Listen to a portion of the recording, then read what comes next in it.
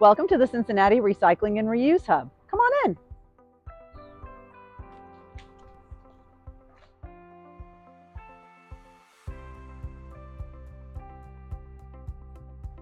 Welcome to the Cincinnati Recycling and Reuse Hub. My name is Lana. I'm one of the volunteers here. Today, we're covering everything we've done in our mini hub training to help you get more comfortable recycling at home and here at the hub. Here at the hub, we're filling the gaps in our curbside recycling systems by offering a one-stop drop-off for hard-to-recycle materials, including plastics, styrofoam, metal, electronics, light bulbs, batteries, and more. In order to cover all the items we accept at the hub, let's first cover what we do not accept with a curbside recycling refresher. In this video, we're going to refer to the curbside recycling guidelines for Cincinnati, but if you live outside the city, check with your local provider to find out more about recycling guidelines in your area. In Cincinnati, curbside recycling accepts paper, metal, glass, and plastics, but there are some guidelines to follow. Paper is accepted curbside, including cardboard, food cartons, magazines, newspapers, envelopes, even those with the plastic see-through sleeves, office paper, and cups. Metals accepted curbside include aluminum cans and bottles, steel cans and lids, and empty aerosol cans once the plastic lids and tips are removed. Glass is accepted curbside in any color so long as it was used for food or beverages. It does not include glass bottles for perfume, candle jars, or glassware for cooking or dining. Glass containers often have metal lids, but those should be removed and placed separately in your curbside bin. In Cincinnati, the guidelines for recycling plastics are outlined by the shape of the container rather than the designated plastic material number. Generally, plastic bottles, cups, jugs, and tubs are accepted in your curbside bin. Bottles accepted curbside are typically number 1s, cups are typically number 1s or number 5s, jugs are usually number 2s or number 5s, and the only tubs accepted curbside are number 5s. When recycling bottles curbside, follow the Post-it note rule. If the bottle is taller than the height of a Post-it note, reattach the plastic lid and put it in your curbside bin for recycling. If the bottle is shorter than the height of a Post-it note, bring that here to the hub because it's too small to go in your curbside recycling. Jugs are usually number 2 plastic and will hold things like laundry detergent, milk, or juice. Reattach the plastic lid to the plastic jug and place it all together into your curbside bin. For curbside recycling, you can place paper cups and plastic cups into your bin. The plastic cups should be number 1s or number 5s. Do not place other number plastic cups into your curbside bin. Paper cups can also be recycled curbside, but do not reattach a plastic lid to a paper cup. Bring the lid to the hub for recycling and do not place it loose into your curbside bin.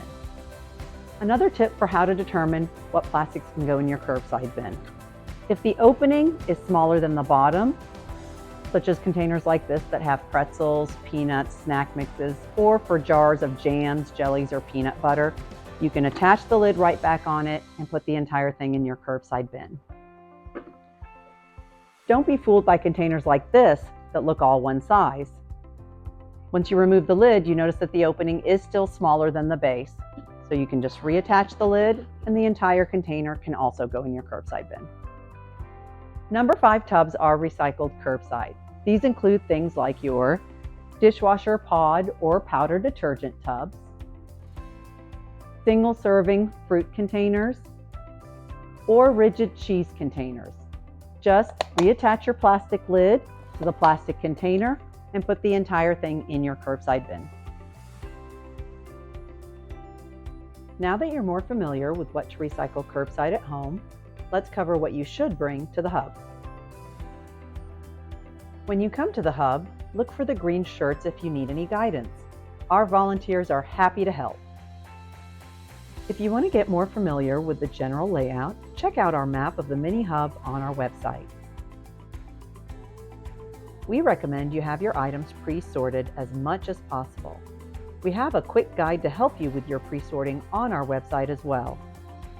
We also recommend that if you have items you're unsure about, bring them along in a separate bag for our volunteers to help you determine where they should go.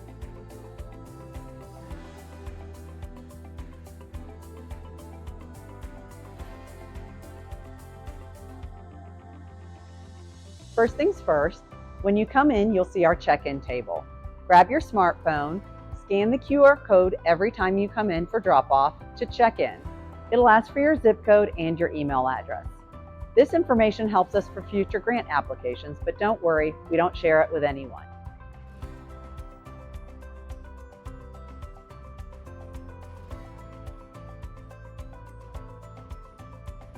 Now that we've checked in, it's time to drop off materials. Let's start with soft plastics. When you walk into the hub, on the right-hand side are our soft plastics. These two cardboard gaylords have our flexible film on the left, and on the right our store drop-off. Store drop-off has stricter quality controls. Everything that goes in store drop-off could go into flexible film, but not everything that goes in flexible film can go in store drop-off. So let's start by talking about what can go into store drop-off. Store drop-off is a category of soft plastics that are accepted at grocery stores. Here at the hub, we want you to bring us your store drop-off materials for two reasons. Number one, when you bring them to us, we ensure they make it to a reputable end user and are actually recycled, whereas investigative reporting has proven that many stores collecting materials were improperly disposing of them. Number two, store drop-off is a revenue stream for us. Just by dropping off these items at the hub, you are helping us earn funds. So what's the easiest way to tell what's included in the store drop-off category? See if it tells you so. Many items have a specific label that states store drop-off. If it doesn't have that, look for a number 2 or number 4 recycling symbol. If it doesn't have either of those things, then see if it fits into any of the following categories: bubble mailers and air pillows, vegetable bags, grocery bags, garbage bags, Ziploc bags, cereal liners, bread bags, pallet wrap or product overwrap, such as the kind of plastic surrounding paper towels or toilet paper. Flexible film includes soft plastics like pet food bags, candy wrappers, plastic pouches, crinkly plastic, chip bags, food packaging, six-pack yolks, and other things that don't fit in the store drop-off criteria. The name says it all. It's pretty flexible. A tip for small flexible film items like individual candy wrappers: place them inside a chip bag before you put it in the bin. That helps us with baling. When it comes to flexible film, we're unable to accept some items like rubber, silicone, or vinyl, or saran wrap. Regardless of whether it's store drop-off or flexible film, we recommend you cut open your bags like a book and remove any loose crumbs.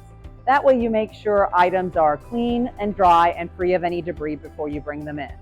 This is helpful for things like pet food bags, chip bags, cereal liners, or your garden soil or mulch bags.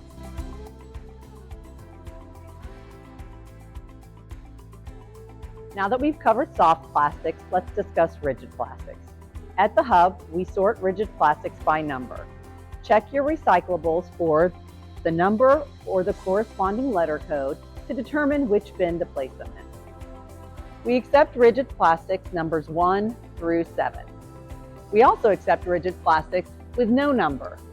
If they're smaller than the palm of your hand, place them in the small no number bin. If they're larger than the palm of your hand, place them in the large no number bin.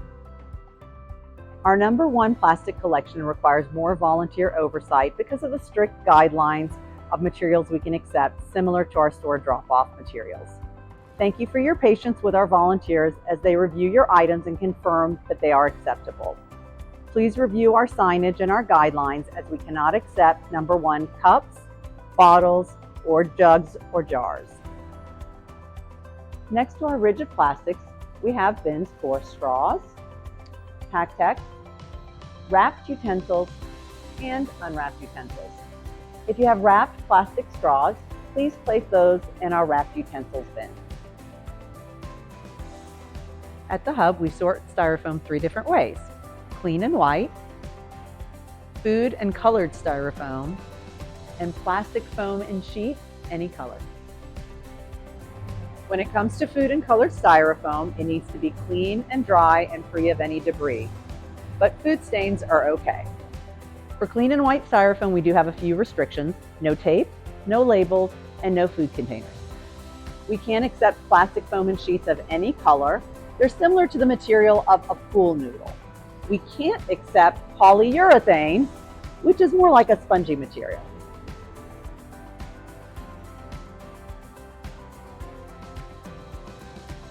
We can accept styrofoam peanuts. Please bring them in a separate container or bag and have a volunteer review. They can confirm if they're actual styrofoam peanuts, which we are able to accept, and not cornstarch peanuts, which are like cheese puffs that we can't accept. We do accept garden pots for use. Please have them verified by our volunteer at the garden pots bin. They must follow our guidelines of being clean, completely dry, and free of any loose debris.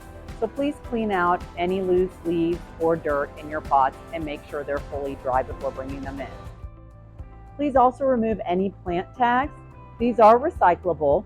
The number is usually listed on the back, and they're typically number 5s or number 6s. But if you can't tell, feel free to ask a volunteer to help you out. We accept unwearable denim that is 90% cotton for Blue Jeans Go Green to be recycled into things like insulation. Next to our denim collection is our Terracycle collection for unwearable and unpaired socks.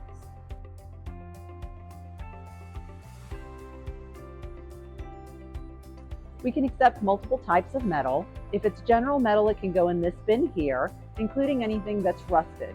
If it is anything sharp though, please see a volunteer to avoid having any sharp metal in the bins, as we will reach our hands in here to sort. If it's aluminum, for example, aluminum pie pans or single-use lasagna pans, those can go in here. Aluminum foil, clean and dry, can come in here, or aluminum foil tops on any of your yogurt or food containers. One tip to tell if it is actual foil versus plastic film: if you take it and you ball it up and it stays balled up, that's an aluminum foil top that can go in this bin. If it doesn't stay balled up and bounces back, that's a plastic foil that's going to go in our flexible film bin. We have a few collections that require the help of staff. If you have footwear in wearable condition, materials for our 4th floor reuse shop, or if you're dropping off cigarette waste for our monthly collection date, check with a staff member, as these items need to be evaluated for our collections. Terracycle is a company that works with corporations and businesses who want to offset their global impact on the waste stream. We collect materials at the hub to send on to Terracycle to be recycled and processed. Our Terracycle labels are color-coded to help you with sorting. A yellow label means it's brand specific and only that brand can go into the bin. A green label is not brand specific, so any brand of that item can go into the bin. In our oral care and deodorant collection, we can accept any brand. That includes items like your individual flossers, your container for your dental floss, your toothbrushes, whether they're regular toothbrushes or your replacement heads for your electronic toothbrush. Any brand of toothpaste, just squeeze all the toothpaste out, replace the cap before you put it in.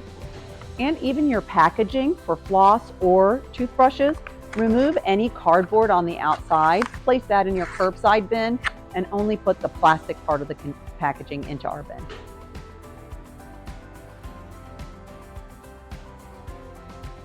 One of our most popular Terracycle collections is the Kroger brands, which includes any product in the Kroger brand of families, like Simple Truth, Private Selection, or the Comforts baby wipes and diapers, or Abound pet food.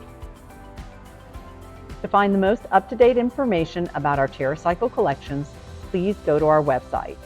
At the top of the page, under the What We Take tab, go to Through Terracycle. There you'll find detailed information about each individual collection. We understand the desire to want to bring in all the things, but starting off small and building your recycling muscles will be better for you long-term as a Hub customer.